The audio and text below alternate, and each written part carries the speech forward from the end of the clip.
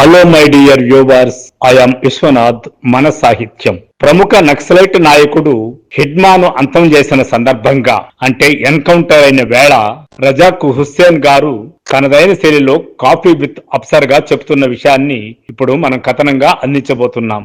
కంటి చెమ్మ కన్నీటి కాలువలై పారుతున్న వేళ మనం అది స్మరించుకోవడం, అప్సర్ రాసిన కవితను మరొకసారి గుర్తు చేసుకోవడం బాధ్యతగా గుర్తించి మన సాహిత్య ఛానల్లో అప్లోడ్ చేస్తున్నాం.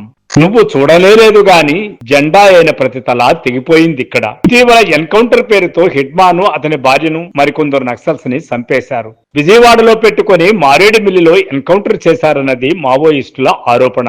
అదేం కాదు, మారేడుమిల్లి అడవుల్లోనే ఎదురు కాల్పుల్లో వాళ్ళు చనిపోయారన్నది పోలీసుల మాట. ఇందులో నిజానిజాలు ఎలా ఉన్నా హిడ్మా, అతని భార్య ఇప్పుడు లేరు. వాళ్ళిద్దరిని ఒకే చితిలో పెట్టి అంత్యక్రియలు చేసేశారు. ఇప్పుడు హిడ్మా కథ ముగిసిన కథ. ఇదొక్కటే కాదు, ఇలాంటి కథలు ఎన్నో కోకొల్లలు. వచ్చే ఏడాది మార్చి కల్లా దేశం నక్సల్ రహితం చేయాలన్నది కేంద్రం లక్ష్యం. ఆ దిశలోనే ప్రభుత్వం చర్యలు కొనసాగుతున్నాయి. నక్సల్స్ లొంగుబాటు చాలు, ఎన్కౌంటర్లు ముమ్మరంగా జరుగుతున్నాయి.